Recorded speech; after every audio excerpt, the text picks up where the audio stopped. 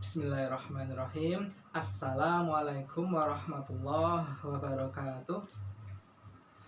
Innal hamdalillah nahmaduhu wa nasta'inuhu wa nastaghfiruh wa na'udzu billahi min syururi anfusina wa min sayyiati a'malina. Man yahdihillahu fala mudhillalah wa man yudlil fala hadiyalah. Asyhadu an la ilaha illallah wahdahu la syarikalah wa asyhadu anna Muhammadan abduhu wa rasuluh la nabiyya ba'da. Rabbi shrah li sadri wa yassir li amri wahlul 'uqdatam min lisani yafqahu qawli wa sallallahu ala sayyidina Muhammad wa ala alihi wa sahbihi wasallam. Alhamdulillah. Bagaimana kabar anak-anakku semua di rumah? Alhamdulillah, kita ucapkan puji syukur kita kepada Allah Subhanahu wa Ta'ala. Baik, walaupun Ustadz tahu anak-anak sudah selama 2 pekan belajar di rumah, Ustadz berharap anak-anakku semua bisa tetap semangat belajar, semangat mencari ilmu, sehingga nanti ketika wabah pada hari ini bisa berakhir, anak-anak ketika kembali ke sekolah, anak-anak sudah siap dengan membawa semangat. Alhamdulillah. Selanjutnya kita berikan sholawat kita kepada Nabi kita, Nabi Agung Nabi Muhammad Sallallahu Alaihi Wasallam, yang kita jadikan suri tauladan kita dalam kehidupan kita, dalam lingkungan kita.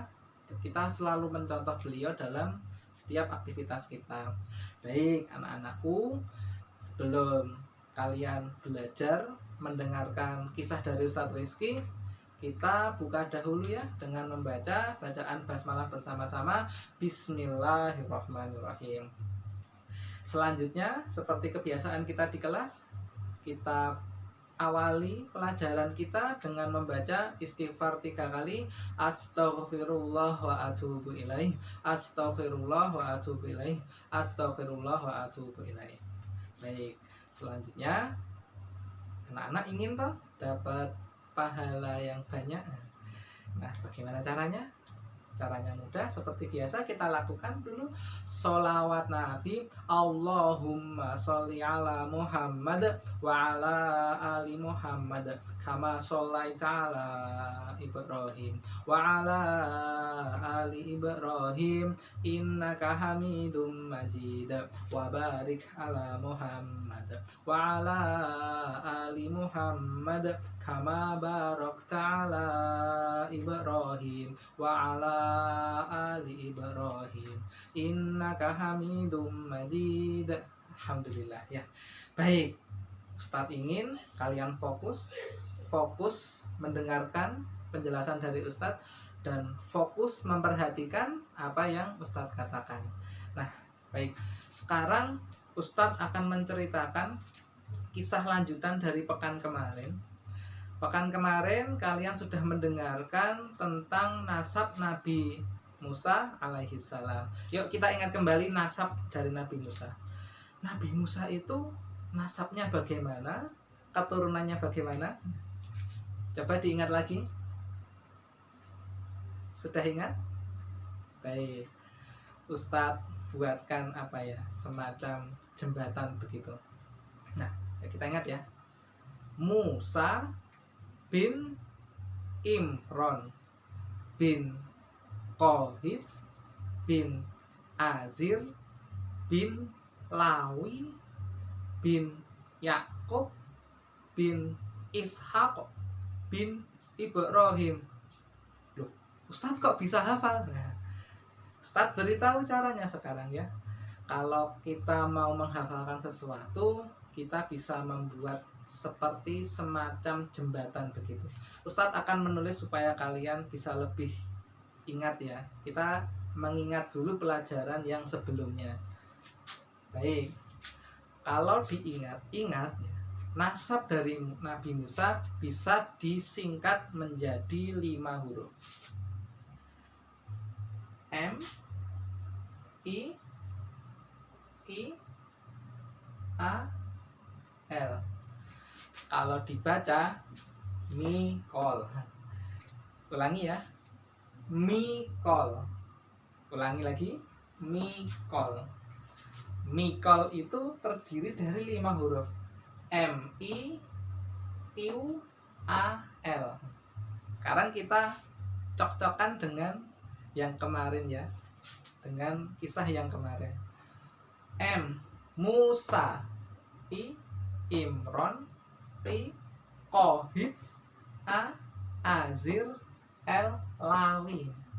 Kalau sudah sampai Lawi kan mudah, tinggal Lawi ini anaknya siapa? Anaknya Nabi Yakub alaihissalam. Yuk kita praktekkan, kita ingat dulu pertemuan yang kemarin. Nasab Nabi Musa alaihissalam. Musa bin Imron bin Kohits bin Azir bin Lawi bin Yakub bin Ishak bin Ibrahim alaihissalam.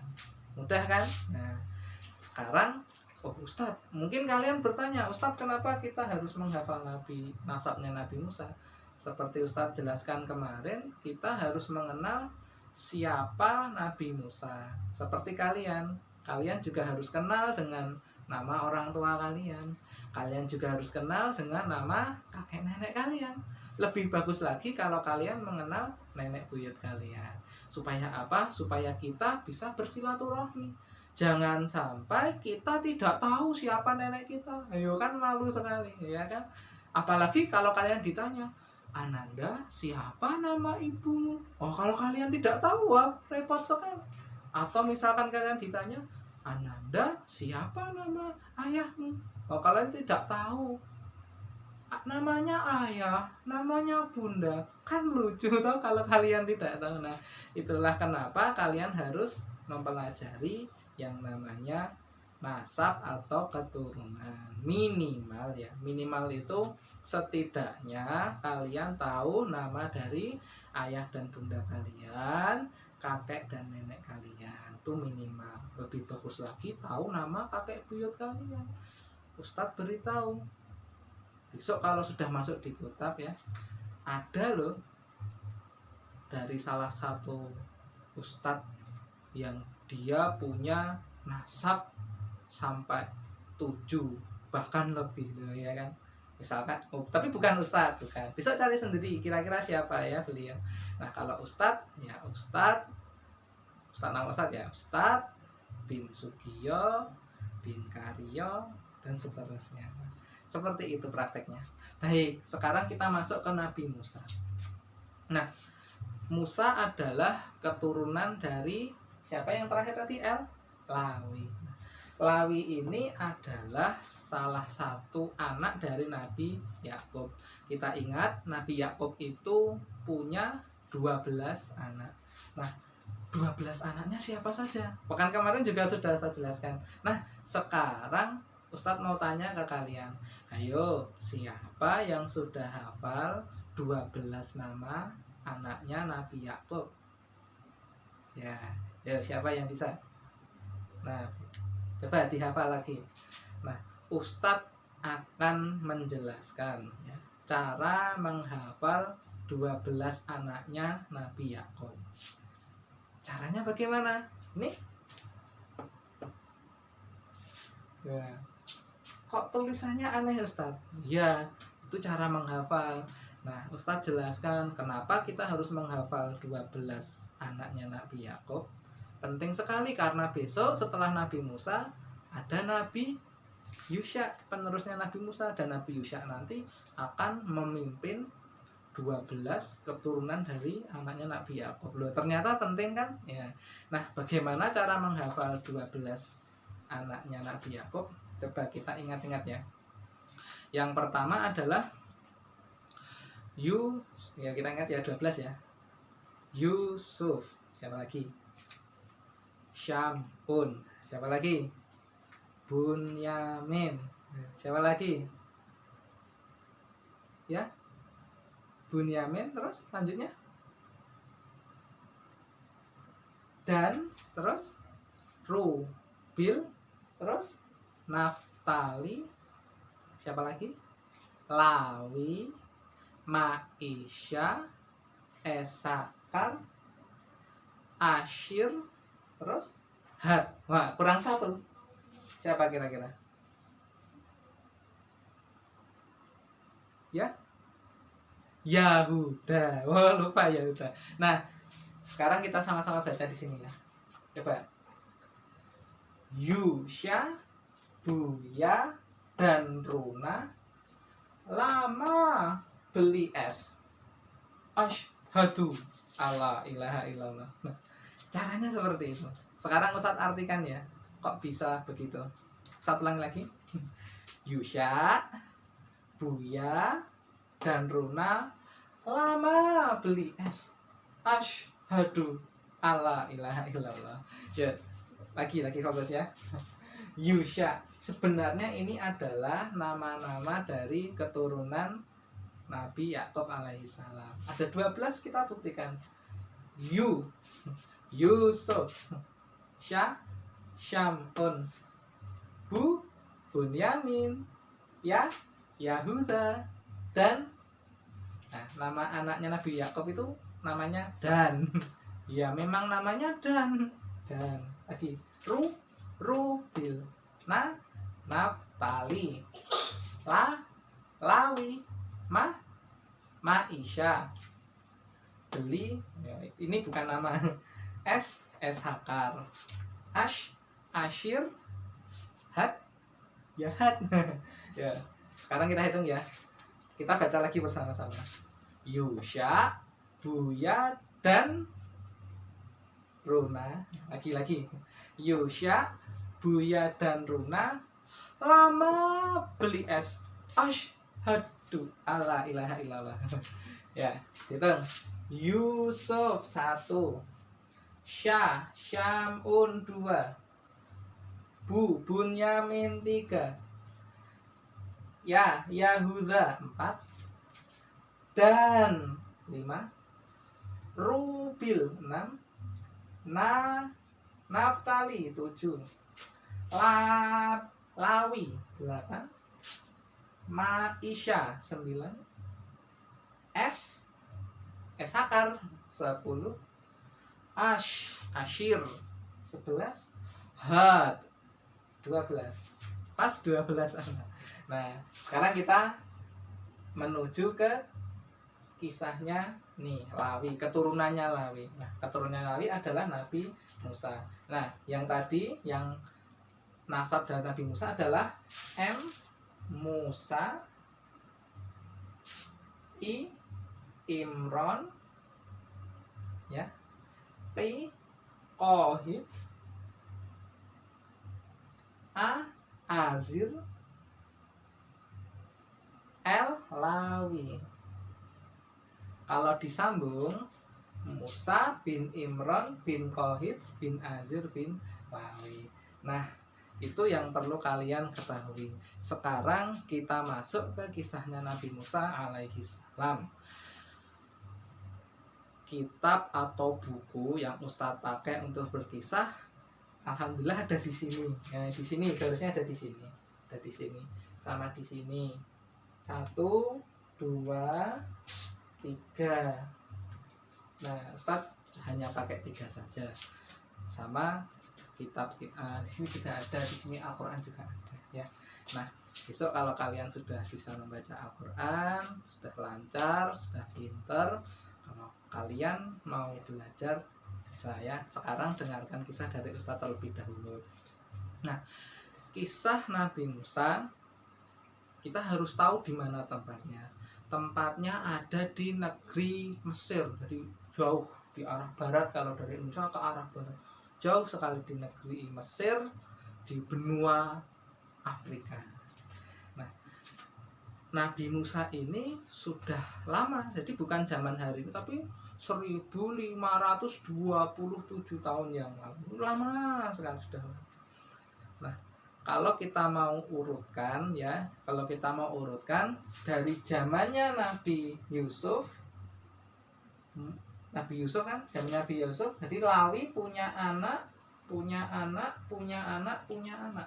Jadi sudah berapa generasi kira-kira? 1, 2, 3, 4. 4 generasi. Jadi kalau kita punya kakek buyut ya kan, punya kakek buyut, kita ini punya anak, punya cucu, jadi jauh sekali. Kalau orang Jawa punya istilah itu. Jadi kan kalau Ustadz punya orang tua kan namanya bapak. Terus setelah di atasnya bapak kan ada kakek dan nenek. Di atasnya lagi kan ada buyut ya kan, kakek buyut, nenek buyut. Di atasnya lagi ada lagi namanya canggah. Di atasnya canggah ada lagi namanya dek-udek. Nah, dek-udek itu kalau orang Jawa seperti itu. Dia ada 5 generasi persis seperti ini. Nah, di zaman itu Nabi Musa waktu itu kan belum lahir. Nah, di sana di negeri Mesir 12 suku ini ya. 12 keturunannya Nabi Yakub waktu itu mereka masih hidup di Mesir. Anak-anaknya Nabi Yakub disebut juga dengan Bani Israil. Bani itu kelompok ya, kalau bahasa Indonesia mudahnya artinya seperti itu. Jadi Bani itu sekelompok, Israil. Jadi Bani Israil itu maksudnya siapa? Anak-anaknya dari Nabi Yakub. Jadi 12 anak ini adalah anaknya Nabi Yakub. Nah, dari 12 anak-anak ini kan mereka semua punya anak. Anaknya banyak sekali tersebar. Mereka disebut Bani Israil. Ingat, di negeri Mesir pada waktu Nabi Yusuf masih hidup, rajanya waktu itu memeluk agama Muslim. Jadi menyembah Allah Subhanahu wa taala. Jadi memang kalau di zamannya Nabi Yusuf kan rajanya masih beragama Islam. Tetapi ketika Nabi Yusuf meninggal dunia, ketika Nabi Yusuf wafat, Raja Mesir secara perlahan-lahan, secara berangsur-angsur akhirnya menjadi tidak menyembah Allah lagi. Nah, di zamannya Nabi Musa ketika kurang lebih 150 tahun berlalu, jadi sudah 5 generasi, Raja Mesir waktu itu sudah tidak menyembah Allah lagi. Bahkan di zamannya Nabi Musa, Raja Mesir waktu itu mengaku sebagai Tuhan. Ngeri kan? Mengaku sebagai Tuhan. Nah, Raja Mesir di negeri Mesir mendapatkan gelar namanya Fir'aun. Sekarang Ustadz jelaskan Fir'aun itu apa. Fir'aun itu gelar raja-raja Mesir. Jadi bukan nama orang. Nah, waktu zamannya Nabi Musa alaihi salam, Fir'aun itu mengaku sebagai Tuhan. Jadi kalau dalam surat An-Nazi'at di juz 30 kan dijelaskan kan mengaku sebagai Tuhan. Jadi sudah ngaku sebagai Tuhan, sudah keterlaluan sekali. Waktu itu Nabi Musa belum lahir. Nah, Bani Israil keturunannya Nabi Yakub ini di negeri Mesir waktu itu ditindas oleh Fir'aun. Ditindas itu maksudnya apa ya Ustaz? Ditindas itu disakiti, terus disuruh bekerja tapi tidak dibayar, disiksa, itu namanya ditindas. Bani Israil waktu itu ditindas dan dijadikan sebagai budak. Budak itu disiksa, dikasari sama raja. Jadi misalkan disuruh ngangkat air tapi dipaksa, tidak diberi makan, tidak diberi minum, akhirnya banyak yang meninggal. Nah, itu budak tuh seperti itu. Waktu itu memang kejam sekali Fir'aun ini. Nah, Bani Israil sudah hampir 100 tahun menjadi budak di negeri Mesir. Nah, kenapa kok bisa seperti itu ya? Kenapa ya Fir'aun bisa menyiksa Bani Israil menjadi budak? Nah, ternyata Fir'aun ini mendapatkan kabar bahwa yang pertama Bani Israil ini meyakini bahwa dulu Nabi Ibrahim pernah memberikan pesan. Coba kita ingat kisah Nabi Ibrahim dan Bunda Saroh ketika berkunjung ke Mesir. Waktu itu kan Bunda Saroh kan mau diganggu oleh Raja Mesir.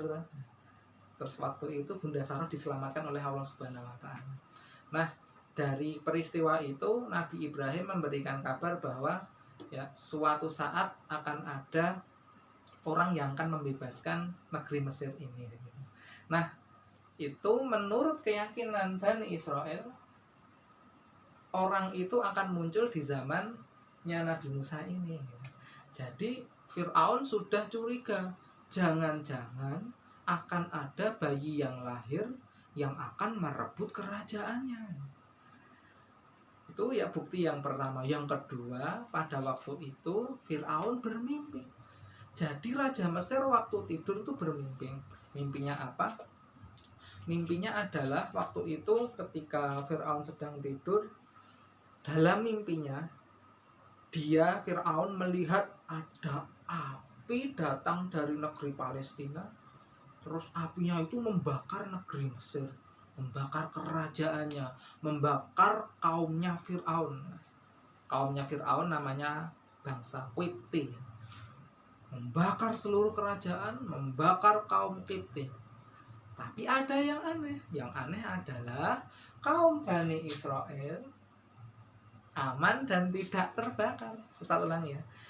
Dalam mimpinya Fir'aun, api itu membakar kerajaannya Fir'aun, membakar kaumnya Fir'aun, tetapi tidak membakar orang-orang Bani Israel. Nah, dari situ Fir'aun kaget terus bangun. Terus kok tidur terus bangun, dipanggil seluruh orang-orang ahli-ahli, dukun-dukun dipanggil.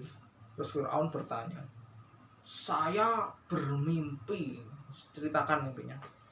Menurut kalian apa artinya? Terus para dukunnya menjawab, oh, besok akan ada anak laki-laki yang akan merebut kerajaanmu, wahai raja. Nah, oh begitu. Setelah Fir'aun tahu apa arti dari mimpinya itu, menurut dukun ya, menurut dukun. Tentu kita tidak boleh percaya dengan perkataan dukun. Nah, setelah tahu terus Fir'aun memberikan aturan, memberikan perintah kepada seluruh prajuritnya, barang siapa bayi laki-laki hadir di, Ustaz ulangi ya, barang siapa ada bayi yang lahir langsung dibunuh. Astagfirullahaladzim, kejam sekali. Jadi setiap ada bayi laki-laki yang lahir dari kalangan Bani Israel ini langsung dibunuh. Nah, waktu itu Nabi Musa kan belum lahir, belum dalam kandungannya. Nah, setelah dilakukan pembunuhan bayi laki-laki itu, maka ada yang laporan dari prajurit Fir'aunnya lapor, wahai Raja Fir'aun, kalau engkau membunuh bayi laki-laki terus, nanti bayi laki-lakinya habis, budak Bani Israel habis. Bagaimana ya Raja? Rajanya mikir, kalau bayi laki-lakinya dibunuh, nanti Bani Israelnya habis, tidak ada budak lagi. Kalau tidak ada budak, yang kerja siapa? Masa rajanya? Kan nggak mungkin. Nah, maka dari itu terus Firaun berpikir, baik kalau begitu berarti bunuhnya jangan setiap tahun, tapi diselang-seling. Tahun ini bayi laki-laki dibunuh, tahun depan bayi laki-laki tidak dibunuh. Selanjutnya bayi laki-laki tahun ini dibunuh, tahun selanjutnya bayinya selamat, dan seterusnya. Nah, qadarullah, kakaknya Nabi Musa itu lahir pada waktu peristiwa, pada waktu tahun yang aman, jadi tidak dibunuh. Nah, masalahnya adalah Nabi Musa lahir ketika tahun pembunuhan, sehingga ibunda Nabi Musa bingung, aduh mau gimana. Bayangkan, seorang ibu mengandung Nabi Musa pada tahun ketika ada pembunuhan. Coba dibayangkan, kalau kalian anak-anakku yang ada dalam kandungan itu. Kalian bisa dibunuh oleh Fir'aun. Lalu bagaimana solusinya?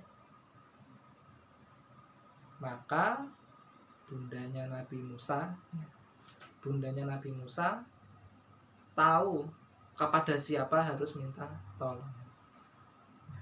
Akhirnya bundanya Nabi Musa memohon ya kepada Allah, ini bagaimana sebaiknya.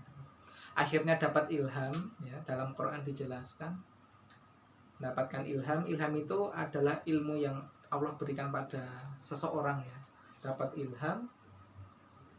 Jadi ilham dari Nabi Musa terus dapat ilham ya ibundanya Nabi Musa, terus ketika Nabi Musa lahir ya, bayinya itu ditaruh di dalam sebuah keranjang terus dihanyutkan di sungai Nil. Itu ilham yang didapat. Nah, karena bundanya Nabi Musa punya iman, maka itu dilakukan. Singkat cerita ya anak-anakku, besok Ustaz lanjutkan lagi. Singkat cerita, keranjangnya ini dihanyut. Intinya hanyut ya, keranjangnya hanyut. Terus ibundanya Nabi Musa memerintahkan kakaknya Nabi Musa yang perempuan untuk mengawasi itu. Nah, apakah anak-anak tahu apa yang terjadi selanjutnya? Dalam waktu yang sebentar, bayi yang tadi dihanyutkan di sungai, dalam waktu yang sebentar, bayinya itu kembali lagi ke pangkuannya Nabi salah ya. Dalam waktu singkat, bayi yang dihanyutkan tadi di sungai Nil, dalam waktu singkat kembali ke pangkuannya bundanya Nabi Musa. Itu kalau kita merasa kesulitan ya, minta tolong sama Allah. Tentu setiap masalah yang datang menimpa kita harus bersabar. Begitu pula dengan hari ini, hari pekan ini ya, kita mendapatkan kabar berduka dari salah satu keluarga sahabat kita di Kutab. Kita ucapkan ketika ada musibah, inna lillahi wa inna ilaihi raji'un.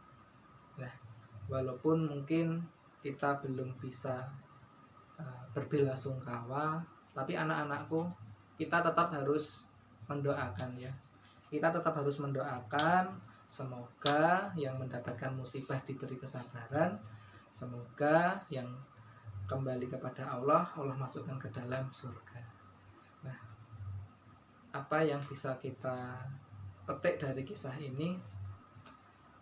Ibundanya Nabi Musa waktu itu juga berjuang cukup lama bagaimana caranya bisa selamat. Artinya pertolongan itu mungkin datang dalam waktu yang cukup lama. Yang kedua, pertolongan Allah pasti akan datang. Jadi sesulit apapun, marilah kita bersabar dan menerima takdir yang Allah berikan kepada kita. Memang tidak mudah menghadapi masa-masa yang sulit anak-anak. Ustaz tahu kalian di rumah belajar dengan giat sudah selama 3 pekan kalian di rumah. Mungkin ada dari kalian yang kangen ingin kembali ke kota. Ustaz paham, tapi Ustaz mohon pada anak-anakku, karena situasi hari ini sedang kurang baik, Ustaz berpesan pada kalian, tetaplah semangat belajar di rumah, tinggallah di rumah bersama keluarga kalian. Semoga Allah memberikan jalan kepada kita atas kesabaran kita. Mungkin seperti itu ya anak-anakku ya. Jangan pernah menyerah dengan peristiwa atau kejadian yang menimpa kita. Tetap berhusnudzon pada Allah, tetap berbaik sangka kepada Allah. Nah, mungkin itu anak-anakku kisah yang bisa saya sampaikan. Sama-sama kita tutup dengan istighfar 3 kali, astagfirullahaladzim, astagfirullahaladzim, astagfirullahaladzim, dan doa kafaratul majelis, subhanakallahumma wa bihamdik, asyhadu alla ilaha illa anta, astaghfiruka wa atubu ilaik. Ustaz cuma berpesan selalu berbaik sangka pada Allah ya. Baik, itu yang bisa saya sampaikan. Ustaz akhiri, ada banyak salah dari Ustaz, mohon maaf. Assalamualaikum warahmatullahi wabarakatuh.